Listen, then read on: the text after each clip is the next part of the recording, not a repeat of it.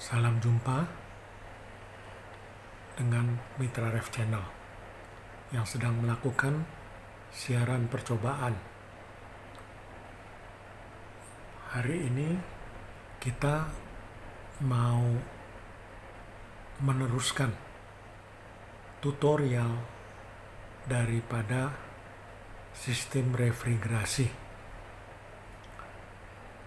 Kemarin kita sudah membahas soal komponen-komponen utama, kompresor, kondensor, expansion valve, dan evaporator. Kompresor melakukan kerjanya dengan menghisap uap jenuh dari pengembalian pada sistem. Setelah dihisap oleh kompresor, maka akan dikompresi jadi refrigeran dengan bentuk gas yang punya tekanan tinggi dan bersuhu tinggi. Itu yang kemarin kita sudah bahas. Hari ini kita akan membahas soal kompresornya, di mana kompresor itu seperti jantung pada manusia yang memompa darah untuk seluruh sistem dalam tubuh manusia. Di sini kompresor akan mengkompresi media pendingin. Jadi otomatis namanya mesin kompresor. Saya tulis di sini kompresor adalah mesin yang melakukan langkah kompresi simultan langkah hisap. Tentu ada kompresi, ada tiup, dan tentu juga harus ada langkah hisap. Dan itu akan simultan. Banyak sekali varian kompresor. Jadi kita akan membahasnya satu demi satu. Kompresor kalau dilihat dari variannya, terutama strukturnya, itu terlihat kinerjanya. Di sini kita melihat ada hermetic reciprocating atau yang biasa disebut dengan piston. Hermetic reciprocating ini sebenarnya terbagi lagi. Bisa dia semi hermetic, bisa dia full hermetic. Ini yang dibilang hermetic reciprocating. Ya. Nanti ini semi hermetic kompresor. Ini termasuk semi hermetic juga. Kita akan bahasnya satu demi satu. Jadi hermetic reciprocating. Gambarnya seperti ini. Ada juga yang rotary. Dia tetap hermetic dalam satu kesatuan rumah, tetapi dia memakai rotary. Ini rotarynya. Dia seperti pisau yang berputar. Ada juga yang scroll, yang sekarang dibilang scroll. Ini hampir sama dengan rotary, yang scroll. Terus ada lagi yang screw. Screw, ini screw. Kompresor screw, ini yang namanya screw-nya. Seperti ada ulir baut. Jadi, dia akan lebih stabil. Karena dia mempunyai kekuatan kompresinya. Ada lagi yang semi hermetic. Tetap berbentuk hermetik, tapi dia semi. Karena housingnya ini bisa dibuka. Nanti kita akan melihat ini dia bisa dibuka. Maka dibilang semi. Kalau yang ini nggak bisa dibuka. Kecuali dipotong. baik dengan las-lasan atau gergaji. Tapi kalau yang semi memang bisa dibuka karena dia memakai baut. Nah, ini yang open type. Open type ini hanya kompresor saja, terpisah dengan motornya. Kalau yang lain-lain motornya sudah menyatu. Yang ini terpisah. Ini akan dikasih poli atau roda gila, baru ditarik motor. Dan ini yang dibilang two state. Two state kompresor yang biasanya untuk pembekuan. Itu dilihat dari strukturnya. Jadi sesuai keperluan, kompresor itu bisa diseleksi modelnya.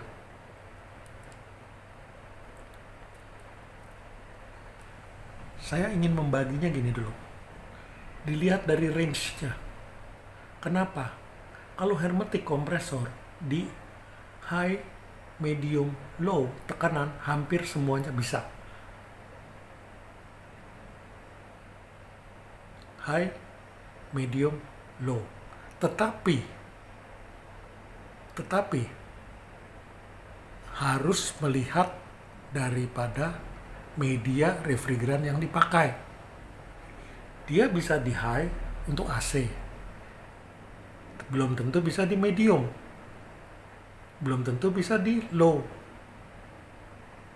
Itu yang dibilang high back pressure, medium back pressure, atau low back pressure. Tetapi bentuk ini, bentuk hermetik, bisa digunakan di aplikasi high, medium, low. Tapi bukan di dalam satu kompresor yang high, medium, low siap dipakai. Itu nggak bisa. Atau yang super low, itu nggak bisa. Ya. Untuk rotary biasanya dipakai untuk high temperatur saja, di AC. Nah, untuk yang scroll, beberapa saat belakangan ini sudah ada untuk dipakai di high, dipakai di medium, dan dipakai di low. Walaupun low-nya masih agak terbatas. Biasanya di minus 18, minus 20 saja. Lain dengan screw. Lain dengan semi-hermetic, lain dengan open type. Itu biasanya satu kompresor bisa digunakan untuk tipe high, tipe medium, dan tipe low. Mungkin ada beberapa yang harus diperhatikan di sini. Biasanya kalau yang untuk high itu bisa dipakai untuk low. Kalau yang untuk low akan susah dipakai di high. Beda sedikit. Mesti diperhatikan aplikasinya sampai range sebatas yang mana, range yang mana itu. Nah, itu kompresor. Dilihat dari strukturnya. Hermetic pakai piston, tadi saya udah katakan. Rotary kayak pisau. Screw kayak baut. Semi-hermetic karena dia dalam bentuk hermetic satu rumah, tetapi masih bisa dibuka. Bila ada masalah, bisa dicopotin karena bisa copot antara bagian daripada housingnya ini, rumahnya ini. Open type tetap bisa dibuka, tapi juga terpisah dengan motornya. Ini agak kritikal kalau yang open itu untuk pemakaian daripada media amoniak, di mana amoniak tidak dapat memakai yang model hermetic atau semi hermetic. Kenapa? Karena amoniak masih mengandung titik air, masih ada uap airnya, hingga Kalau dia dipakai yang semi hermetik atau yang hermetik, maka pasti motornya akan terbakar. Ini itu yang agak karakteristiknya kritikal pada refrigeran yang amonia. Ini yang untuk two state pembekuan, ya. Kita akan bahas lagi di lain kesempatan. Seleksi dan pemakaian refrigeran akan mempengaruhi performan ideal daripada kompresor itu. Misalnya 134, 404, 410, R32, R22, 502, NH3, dan lain-lain. Kinerja kompresor akan berbeda dari varian refrigeran yang dipakai. Ini juga akan berkait dengan kebutuhan aplikasi daripada target akhir temperaturnya. Seperti yang tadi saya ngomong. Yang di high harus bagaimana? Yang di low harus bagaimana? Yang di medium harus bagaimana dengan aplikasi yang mau seperti apa? Itu yang harus dilihat. Itu yang harus diperhatikan. Karena kompresor tidak bisa bekerja sendiri. Kompresor dalam satu sistem ini memerlukan kelengkapan daripada satu komponen-komponen utamanya, komponen-komponen terkaitnya, hingga bisa satu sistem refrigerasi seperti begini. Di kompresor ini, selain yang tadi kita udah sebutin, ya, ada yang dengan karakteristik khusus, ya, yang ATEC. Yang ATEC biasanya dipakai di minyak atau yang daerah-daerah krusial, ya. CO2 dengan sistem kasketnya, ya, yang mungkin waktu-waktu mendatang untuk memenuhi nilai standar ramah lingkungan akan semakin banyak dipakai CO2. Begitu juga dengan hidrokarbon dan NH3. Ada juga mungkin yang karakteristik khusus, yang mobile, seperti kompresor-kompresor untuk di kontainer-kontainer, dipakai di truk atau mobil yang jenis box pendingin, atau di kapal-kapal marines. Kenapa mereka punya karakteristik khusus? Karena itu mobile, bergerak. Ada kompresor yang tidak boleh mendapatkan pergerakan yang simultan, karena itu bahaya. Takut meleset pistonnya. Tapi ada juga yang sudah dipersiapkan untuk itu. Makanya ada yang jenis varian mobile. Nah, seperti di kapal, kompresor untuk marines itu dipakai dengan karakteristik yang disesuaikan seperti itu. Bergerak, bergoyang karena ombak. Penampungan daripada olinya kurang tinggi,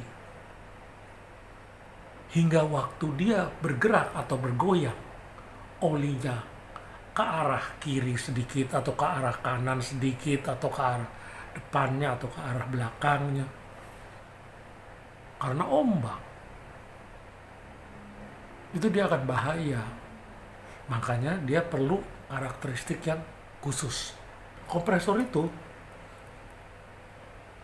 bisa dirakit